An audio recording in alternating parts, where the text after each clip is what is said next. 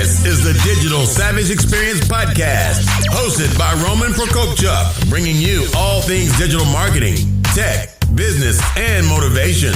What's stopping you from becoming relentless in all aspects of life? Are you ready to become a digital savage? Let's get into today's episode.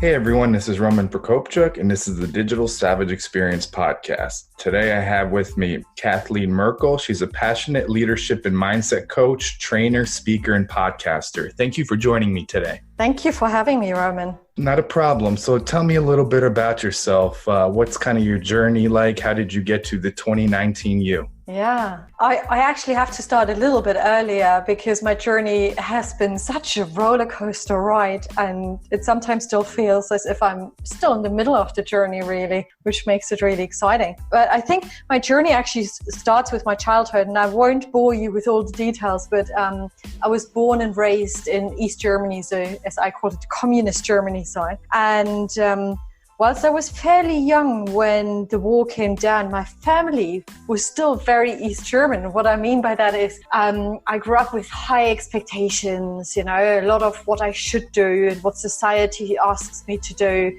Really kind of, follow a certain process, i.e. go to school, have fantastic grades, then find a job and build a safe life and a secure life.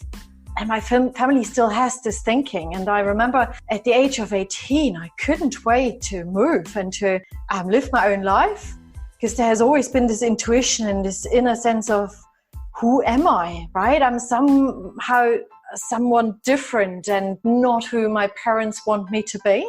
And so that's what I did. And I moved 5 hours car drive away from my family home and started living my own life, and started as an apprentice and built a mini career, you can say. And it steadily grew and has been really successful, worked with fantastic people. But when you are 18 and you start out in a job and you live your own life, having been fairly protected all the time, you make mistakes. And I made so many mistakes along the way. And those mistakes really shaped me, right? And at some point, I decided when I was a few years older, when I was 26, my life was just a bit at a breaking point, right? I just broke up with my boyfriend at this time after a long-term relationship. The job became really horrendous. I didn't feel right for the culture of the company I was working for. And I just followed my passion and my dream, and that was the UK and living in the UK, and started a life here in London. And that was the best step I've ever taken.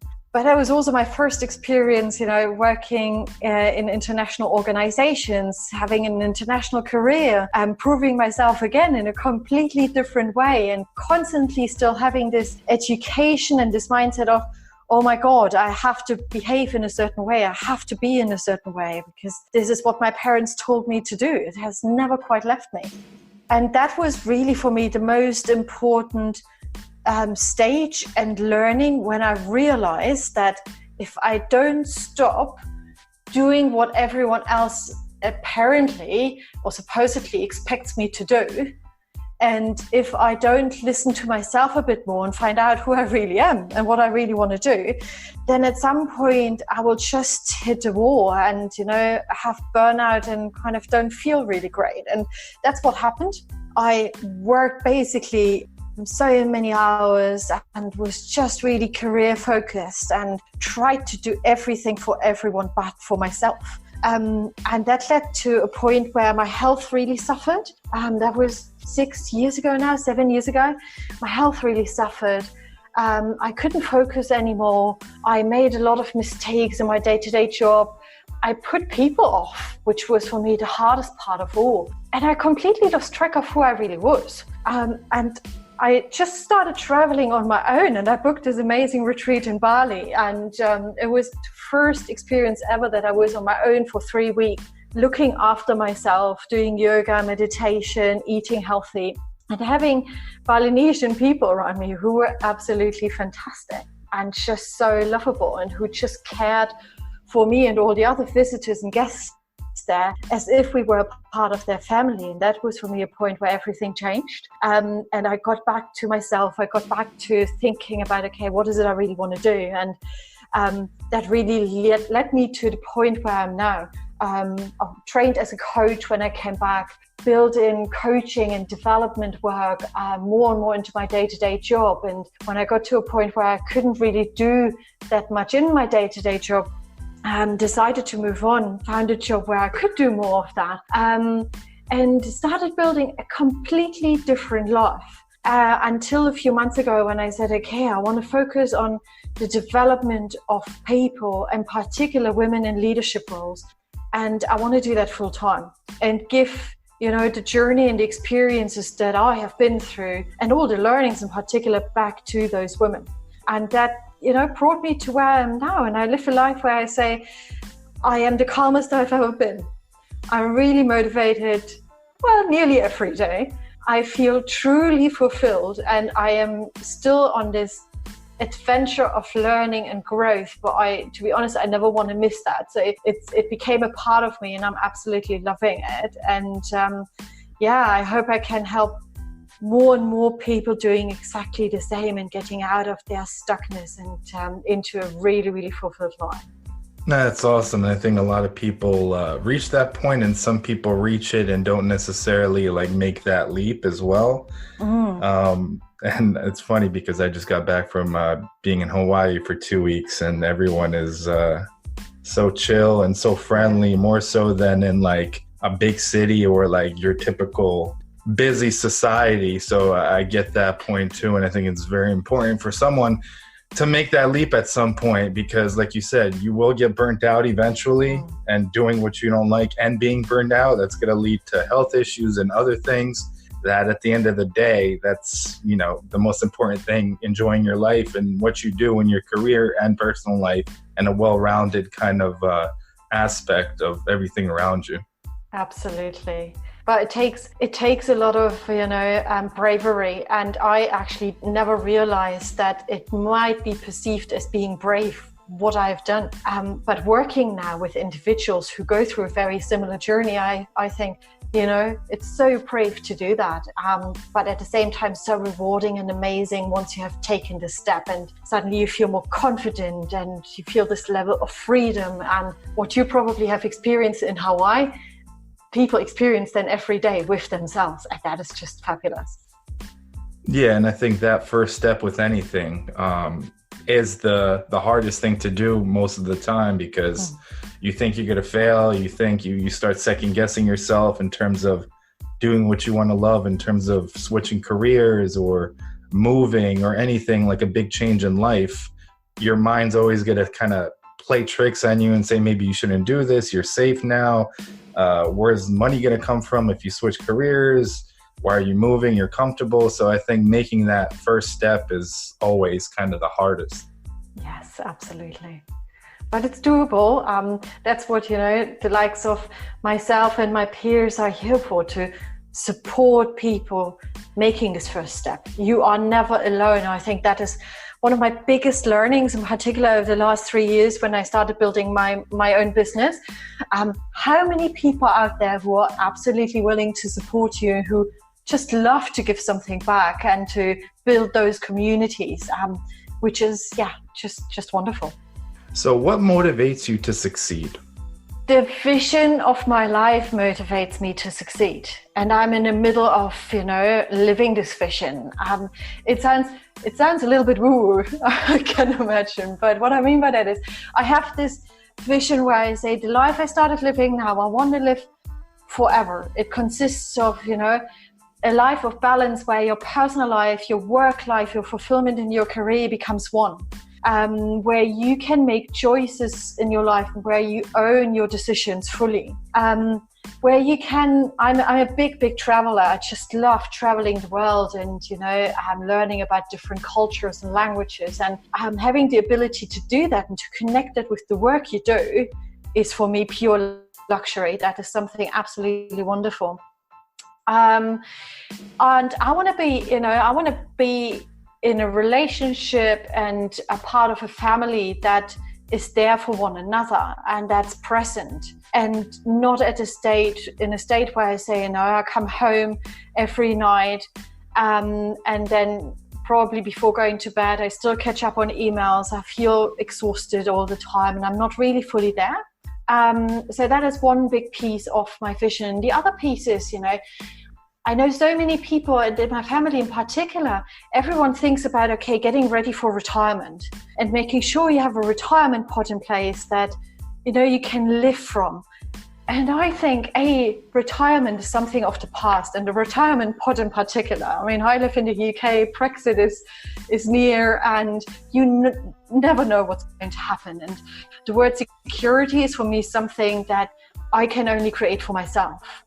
And I want to be in a position where I say, I'm healthy enough, I am growing all the time, and I am able to work as long as I want to work because I just love it and it gives me quality of life. So I don't think about this phrase retirement. I think about creating the present and the future and just live the life I and we as a couple, as a family really want to live. And that is really my key motivator. Yeah, I think one thing you touched on, that travel aspect. I think I'm originally from Ukraine. I've been back a few times. I've been back and traveled all over Europe and some other places around the world. I think it's important to get a holistic worldview and learning from other cultures and basically becoming a more well-rounded person. And I think it helps you in your line of work because you meet different cultures, different people, understand how they tick and where they come from, and it better enables you to kind of communicate from people, all over the world. Obviously, the UK, London is more, an international place like the United States is as well. So all those kind of cultures as a melting pot, that experience of travel really helps in that sense. Yes, absolutely. Yeah. And I think also the whole retirement, I think a lot of people are like, worried about retirement. I think you should plan and have some kind of plan, but, live and enjoy life in the present because you're not guaranteed the future. So yeah, you shouldn't be just doing these extreme things and not have some kind of safety net. But I think often people, I'm going to retire in 15, 20 years and that's when I'll travel and that's when I'll do my passions. But then you're living, the next 20 years without kind of motivation or enjoying that journey to get to that point. Yes, absolutely. I think the traditional kind of understanding of retirement, you work until a certain age and then, you basically are being paid back your retirement savings is a thing of the past, at least for our generation. And so therefore you've got to look after yourself and really make sure that you can, for a very long time, and our life expectancy has clearly increased, live a good life. And good life in your own sense. Everyone has a different definition, but make sure, you enjoy it now and you can enjoy it in the future. I agree. So what's one weakness that you've had in the past that you've turned it into a strength and utilize it today? That is a tough one, right? To find only one weakness that I've turned around. I think the number one is probably being a German. It's my directness. I had to tune down quite a bit when I moved to the UK in terms of, how I share feedback, what I say, as to whether I say no and don't add anything to it and just let it stand alone, which is not really accepted here. And it was such a wonderful school. But I still kept a lot of this directness.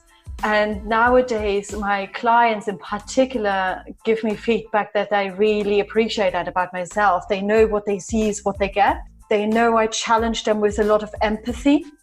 So I support them along the way. And I'm a very warm person, but I say what it is, and I say what it's like, and I say what I see and observe, and I don't necessarily faff around for a very long time with it. And that has clearly been my major flaw that I've turned into a strength and a real kind of value add in my business. No, that's awesome. Yeah, I think because obviously from a former Soviet bloc country, and Eastern Europeans usually don't show a lot of emotion. So like in the United States, people think sometimes when I'm like more calm and collected, I'm enjoying my time, but I'm not like visibly like laughing or smiling, but it doesn't necessarily mean that I'm not happy or enjoying the time. So it's kind of a similar cultural change that I had to kind of adapt to living in the United States. Yeah, I can well imagine. Yeah, same here. And I actually worked with a lady from the Ukraine last week. And it has been such a fantastic session because I got her and she got me, and we could be fairly direct with each other. And therefore, the progress was just phenomenal. So we achieved certain goals in 2.5 hours. And you sometimes achieve maybe, within 3 sessions. And that was, it can be really, really helpful. Yeah, I mean, I'm direct as well. I try to get to the point and try to put things out there. I think living here also enabled me to develop a better idea and a better emotional intelligence. Mm-hmm. So in different business meetings and understanding people's emotions and body language more and tuning down that directness sometimes and explaining myself. So that's kind of been a change for me. Yeah, I can well imagine. How long have you lived in the States? Well, I've been here since I was 5, so I came here in 1990. All right. But being raised, speaking Ukrainian and like Ukrainian culture and stuff like that and around Ukrainian people, it was still like prevalent, that kind of mindset. Yeah, I can well imagine. Just so fantastic to be exposed to different cultures and to learn and to adapt to a certain extent as well. You learn so much about yourself, and that's the beauty of that. Yeah, I agree. So what's one piece of advice you can leave with the audience, personal or professional? If it's okay, I would like to give 2 pieces of advice. Sure. The first one is be present. I see so many people hassling around all day, every day, not seeing their children grow up, not really stopping to take stock and to really appreciate what's around them. So be present, slow down to go fast, and enjoy the moment a bit more, as far as I know, and we've only got this one life, so make most out of it. And the second piece is listen to your needs. It is one of the major topics I work through with my clients, to really stop and think about what's important to you, what makes you thrive, what makes you feel really happy, what makes you feel, at your best, and what is it you need to, be at your best and to get, the best version of yourself out of you. And that means you really got to listen deeply and to stop and to think about it, and then to express those needs as well. It is fair enough to do a lot of things for other people and to be there for other people, and that's so important. Let's be supportive to one another, and let's, embrace communities.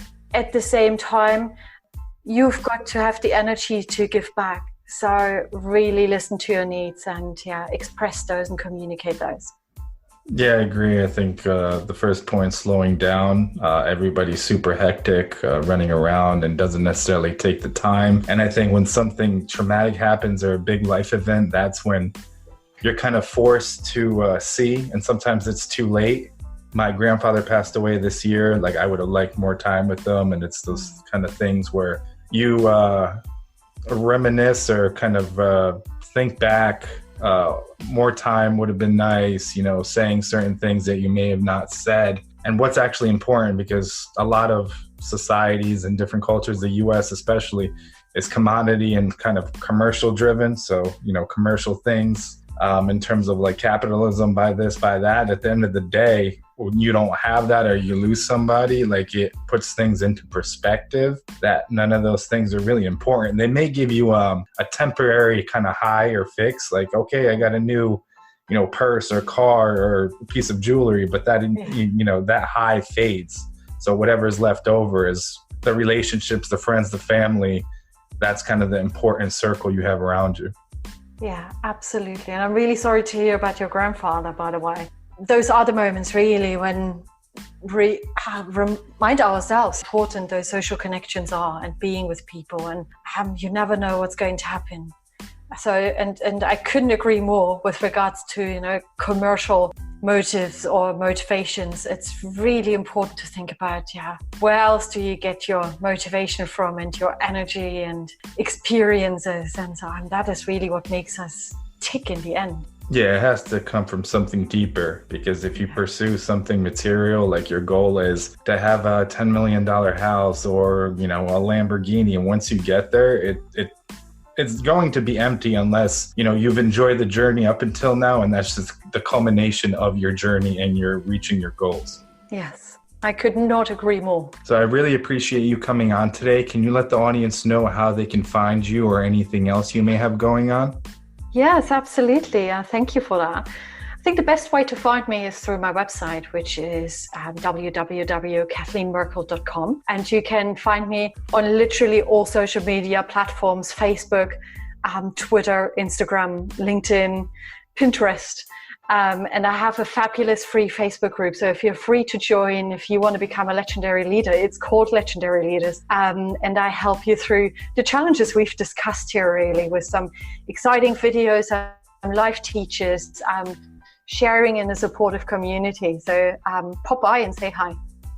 Awesome. Thanks again for stopping by. Thank you so much for having me, and have a great day.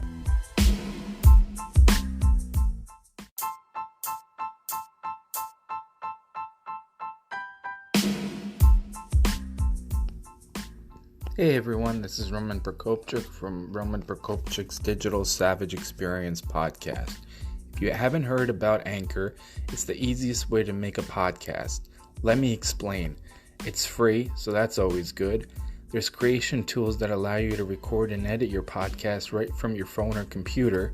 Anchor will distribute your podcast for you so it can be heard on Spotify, Apple Podcasts, and many more. You can make money from your podcast with no minimum listenership. It's everything you need to make a podcast in one place. Download the free Anchor app or go to anchor.fm to get started.